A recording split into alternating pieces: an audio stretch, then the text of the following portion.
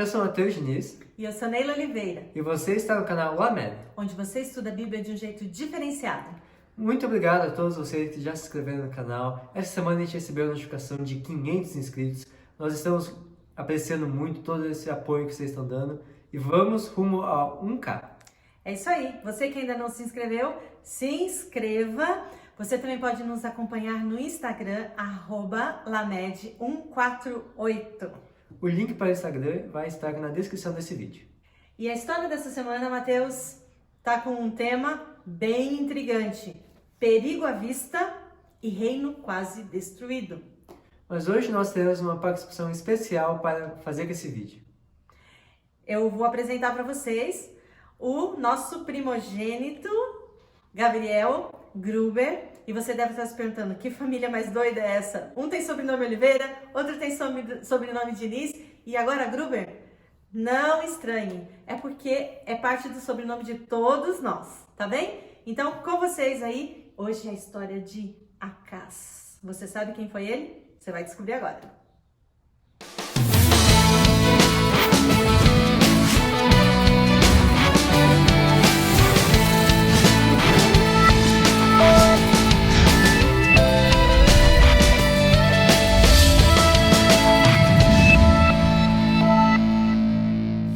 Oi pessoal, eu tô muito feliz hoje porque meu irmão está aqui com a gente. Oi, eu sou o irmão. Meu nome é Gabriel Diniz Gruber de Oliveira, também conhecido como Gabriel Gruber. Eu tenho 5 anos a mais que ele, 5 centímetros a menos que ele também. O que a gente vai estar vendo hoje, onde a gente pode encontrar, Matheus? A história dessa semana está no capítulo 27 do livro Os Ungidos. Ou também no segundo livro dos Reis, capítulo 16. Ou até mesmo no segundo livro de Crônicas, capítulo 28 também. O registro de Reis e de Crônicas, eles têm bastante coisas parecidas, eles estão contando quase que a mesma história, porém o registro de Crônicas ele vai ser um pouco mais focado no Reino do Norte, e eram contos reais, era um registro real que tinha para o reino poder saber sobre suas próprias histórias e tudo mais. O rei Uzias, você lembra dele? O rei que quis queimar incenso no templo e que saiu leproso?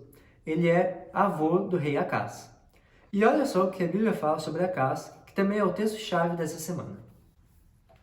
Acaz tinha 20 anos de idade quando se tornou rei de Judá. Ele governou 16 anos em Jerusalém. Ao contrário de Davi, seu predecessor, não fez o que o Senhor aprova. Bem, de verdade havia passado muita coisa desde Davi até Acaz. O reino havia sido dividido e agora a gente, como já sabe, já tem visto na lição, existia o reino do norte e o reino do sul. O reino do norte, que era Israel e as tribos que ficaram juntos com Israel, foram aos poucos já caminhando para a sua eminente destruição, que estava faltando bem pouco tempo nesse momento. Já enquanto isso, dentro do reino de Judá, a gente via que as coisas também não estavam indo do melhor jeito possível. Acaz, ele foi um rei que foi marcado pela quantidade de coisas ruins que ele acabou fazendo e também pelo medo que ele acabava trazendo junto com ele mesmo e que levou ele por vários caminhos que acabaram trazendo problema não só para ele, mas para todo o povo e para o restante da história de Israel. Entre as coisas terríveis que Acaz fazia, a idolatria era constante. Ele chegou até a sacrificar o próprio filho ao deus Moloque. Ele também instituiu vários outros deuses para a adoração do povo. Eu acho que uma coisa que é importante ter noção, que é difícil que aconteceu, que não era simplesmente que a religião de Israel estava sendo diminuída, mas em algum momento foi instituída como oficialmente parte do governo uma outro tipo de religião. Ellen White, no livro Os Ungidos, vai comentar que toda vez que uma única religião se une com o Estado e ela de alguma forma exerce algum poder sobre o povo para se adorar somente aquilo, sempre dá ruim. E a mesma coisa voltaria a acontecer no final da história. Por isso que é importante a gente entender os perigos de uma aliança entre Estado e Igreja e essa ideia de uma única religião sendo forçada para todas as pessoas acreditarem naquilo. O que a gente vê também que acontece bastante com a história é o caminho que vai sendo seguido, por causa que, em um dado momento, o rei Acaz ele começa a sentir medo de Israel, ainda mais por causa de uma batalha que ele acaba perdendo de Israel. Nessa batalha, Israel ainda leva, e essa batalha está registrada lá em 2 Crônicas, capítulo 28, Israel ainda leva as mulheres, crianças, meninos e meninas, e nesse momento, quando eles estavam sendo levados, é levado um profeta, que está escrito lá no versículo 9 do capítulo 28, que fala que esse profeta chamado Oded vira e fala, estando irado contra Judá, o Senhor, o Deus dos seus antepassados, entregou-os nas mãos de vocês. Então Deus estava bravo já com Judá, com o comportamento que Judá estava fazendo as coisas. Mas a fúria com que vocês os mataram chegou até os céus. E agora ainda pretendem escravizar homens e mulheres de Judá e Jerusalém? Vocês também não são culpados pelos pecados do Senhor, o seu Deus, contra o Senhor, seu Deus? Agora ouçam-me, mandem voltar os seus irmãos que vocês fizeram prisioneiros, pois o fogo da ira de Deus está sobre vocês. Nesse momento, onde a batalha e a discordância entre o reino do sul e do norte, o reino de Judá e de Israel, estava tão forte, eles tinham perdido a noção que estavam lutando entre irmãos, que era o mesmo sangue deles que estavam ali batalhando. E nesse momento, Deus vai lá, vira para o povo de Israel, que tinha feito esse mal terrível de levar ainda escravos, e fala: vocês estão imitando os outros povos. Os povos que a gente constitui para vocês serem diferentes. E nesse momento ele volta lá aos cativos. O que acontece? Acas fica morrendo de medo com Pródios. Além de perder a batalha, foi levado escravo e tudo mais. E nesse momento as coisas começam a ficar complicadas. O rei Acas estava com muito medo, mas ao invés de buscar a ajuda de Deus, ele buscou a ajuda de Tiglat-Pileser, o rei da Assíria. E o profeta Isaías disse que se ele tivesse buscado a ajuda de Deus, Deus teria o ajudado. Acontece que no meio disso, o rei podia ter confiado nesse Deus, que era o Deus que os antepassados dele tinham servido, o Deus de Davi. Mas ao invés disso, ele, com o medo que ele tinha, decidiu buscar os deuses que ele tinha ouvido falar que tinham ajudado o povo da Assíria.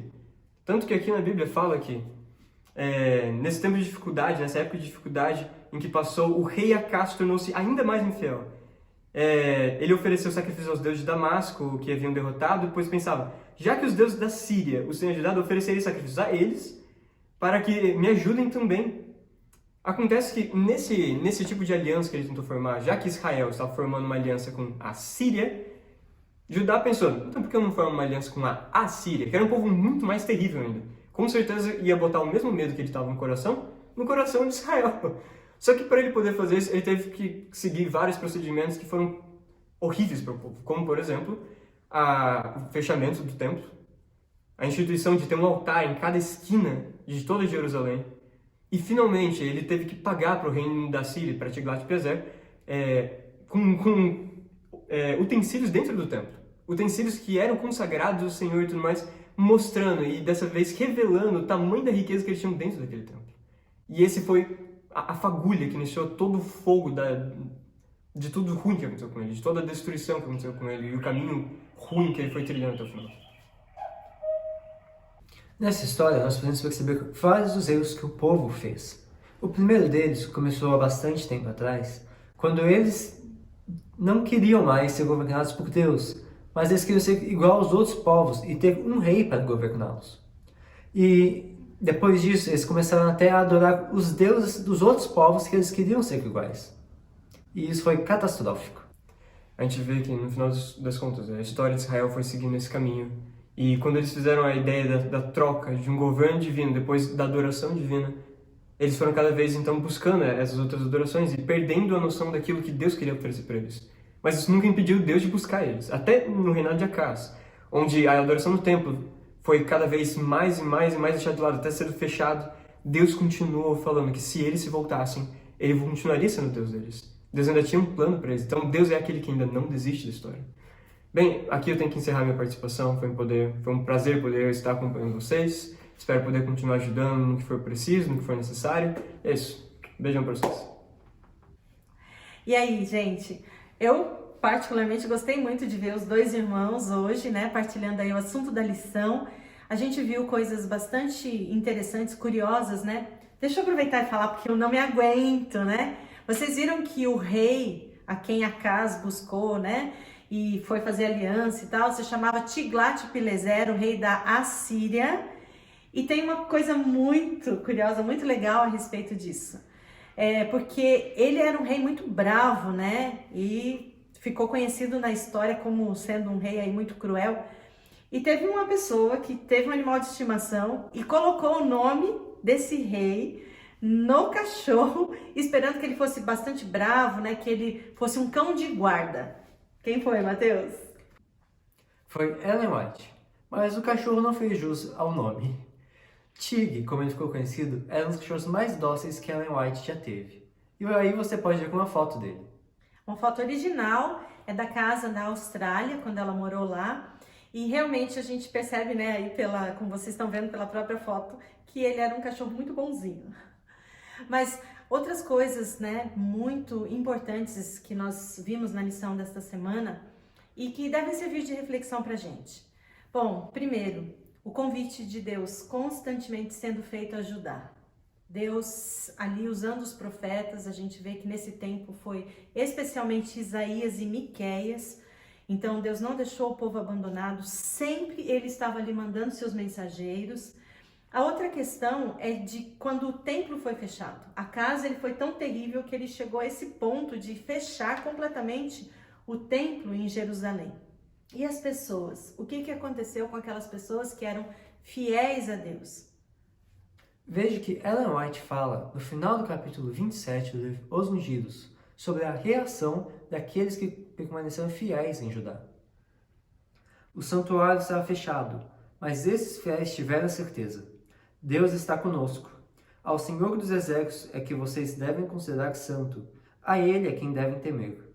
Ele será um santuário. Isso te lembra alguma coisa? Há quanto tempo a sua igreja está fechada? E como está o seu relacionamento com Deus, mesmo não podendo adorá-lo num lugar físico específico? A adoração não está restrita a um lugar físico, mas sim sobre o que está no seu coração. É algo para a gente pensar, não é? Claro que a gente tem orado e a gente espera que essa pandemia passe logo e logo nós possamos estar juntos novamente. Mas enquanto isso não acontece, é o momento de também nós fazermos uma avaliação de como que nós estamos com Deus. Não deve ser um impedimento, e muito pelo contrário. Agora que a gente ainda tem liberdade para adorar a Deus, nós deveríamos aproveitar ao máximo esse tempo, junto com as famílias, né? Juntem-se aí e vamos adorar a Deus como Ele merece. O convite que Ele fez de ajudar é o mesmo que Ele faz pra gente. Voltem-se para mim, coloquem-me em primeiro lugar na vida de vocês e vocês verão as grandes coisas que eu ainda farei por vocês. É isso que Deus está dizendo para cada um de nós hoje. Super beijo, espero que a gente se encontre logo, semana que vem estaremos juntos novamente e vamos estudar a lição aí, o livro Os Ungidos, e que Deus abençoe cada um de vocês.